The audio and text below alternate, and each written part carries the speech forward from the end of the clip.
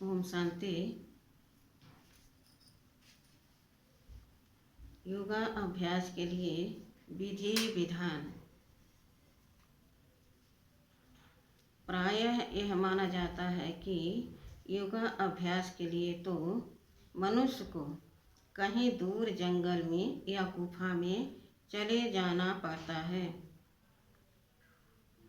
या अलग थलग एक कुटिया बनाकर और लुटिया मात्र ही अपने पास रखकर साधना करनी पड़ती है।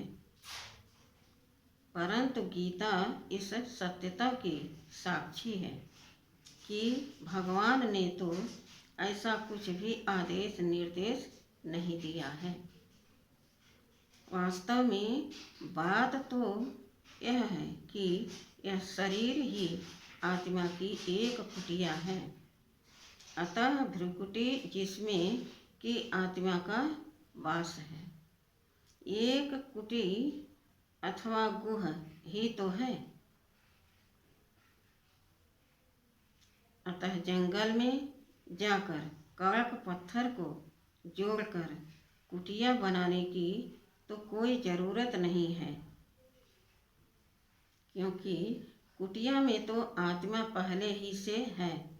योगी के लिए विधान यह नहीं कि वह किसी निर्जन स्थान पर कुटिया बना कर रहे, बल्कि यह है कि वह अपने मन को निर्जन करे, अर्थात उसमें मित्र जन संबंधी जन की बजाय एक परम पिता परमात्मा की स्मृति को स्थापित करे।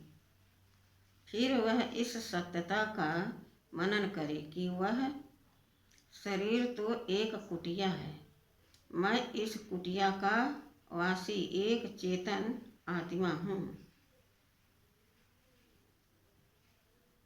यदि ज्ञान दृष्टि से देखा जाए तो मनुष्य की भूल यह है कि वह इस संसार को एक मुसाफिर खाना मानने की बजाय अपना देश मान बैठता है और घर को अपना घर समझ लेता है।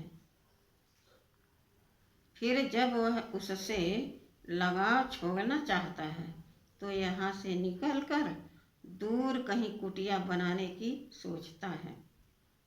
परंतु यदि वह यह समझ कर चले कि मैं तो एक यात्री हूँ, यह संसार एक मुसाफिर खाना है, आखिर तो मुझे यहाँ से परम धाम अपने प्यारे घर अथवा देश में जाना है, तो इसमें आसक्ति अथवा मोह नष्ट हो जाएगा और वह भ्रुकुटी अथवा देह को ही एक शिविर अथवा पड़ाव मानकर तथा स्वयं को इसमें जागती हुई एक ज्योति मानकर उन्नत कर सकेगा।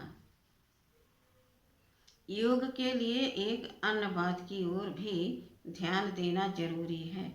हम देखते हैं कि घर की तार को जब बिजली घर से आ रही तार से जोड़ा जाता है तभी घर की तार में भी करंट आता है, परंतु तार को तार से जोड़ने की विधि यह है कि दोनों के ऊपर से रबर अथवा प्लास्टिक उतार कर ही धातु को धातु से जोड़ना पड़ता है, वरना यदि रबर या प्लास्टिक समेत तारों को जोड़ दिया जाए तो बिजली का करंट और लाइट तथा पावर नहीं आ सकती। ठीक इसी प्रकार शरीर भी आत्मा के लिए रबर प्लास्टिक या चमड़ा ही है। जब एक मनुष्य देह के भान में रहकर परमात्मा को याद करेगा तब तक उसे ईश्वरी लाइट और पावर शक्ति की प्राप्ति नहीं होगी।